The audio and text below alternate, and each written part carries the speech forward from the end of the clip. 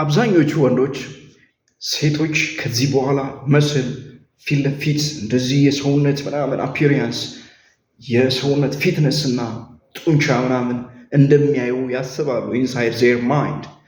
ኒውሮን ሳይንስ እና ሳይኮሎጂ ግን ይሄ ነገር እየተቀየረ እንደሆነ ይነግረናል።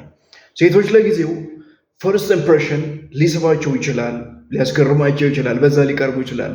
ግን ፎር ዘ ፊውቸር የሚያዩት እውነታ ቢኖር ምንድን ነው?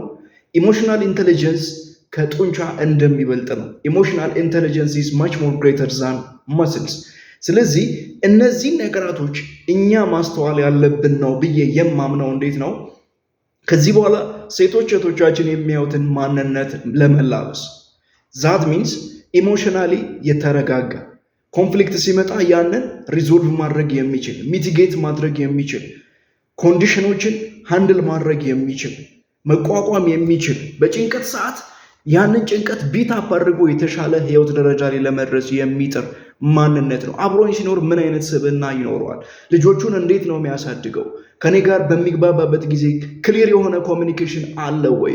ያንን ኮሚኒኬሽን ጋፕ እንዴት ነው ከቨር የሚያደርገው? ቁጭ ብሎ ለመነጋገር ጊዜ የሚሰጥ አይነት ሰው ነው ወይ የሚለውን ነው የሚያዩት። ስለዚህ ከዚህ በኋላ ኮንፊደንስ ያስፈልጋል። ግን ደግሞ ከኮንፊደንስ የበለጠ የሚያስፈልገን ምንድን ነው?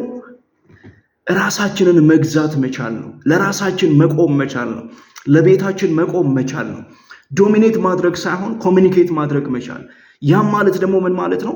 ራሳችን በምናደርገው ነገር ሁሉንም ነገር ተቆጣጥረን ሁሉንም ነገር ይዘን እናደርጋለን ከሚለው አቋም ይልቅ ኢንቮልቭመንትን ክሬት ማድረግ በህይወት ውስጥ በቤት ውስጥ ማለት ነው። ያንን ማድረግ ከቻለን የበለጠ እናስተካከላለን። ከገንዘብ የበለጠ ወደፊት የሚታይ ዓላማ እንደማለንና እንደምንኖር በዛ ዓላማ ውስጥ የተሻለ ነገር እንደምንፈጥር መቀበል መቻል ነው። ስለዚህ አይዲያል የሚባለው ወይም ደግሞ በሴቶች አእምሮ ውስጥ የሚታሰበው ከዚህ በኋላ ብዙ ገንዘብ ያለው ብዙ ህንፃና ቤት የገነባ ሳይሆን ኢሞሽናሊ ኢሞሽኑን ሃንድል የሚያደርግ ኮንትሮል የሚያደርግ ሴትን ልጅ ዊዝ ከርተሲ ሪስፔክት የሚያደርግ የሚንከባከብና ለቤቱ መቆም የሚችል ኢሞሽናል ኢንቴሊጀንስ ያለው ወንድ ነው። ሴቶች የምትፈልጉት አይነት ወንድ ምን እንደሆነ ኮመንት ላይ ጻፉላቸው። ወንዶች ደግሞ እስኪ ምን አይነት ወንድ ለመሆን ጥረት ያደረጋችሁ እንደሆነ ግቡና ኮመንት ላይ ጻፉ። መልካም ጊዜ ይሁንላችሁ። ባይ ባይ።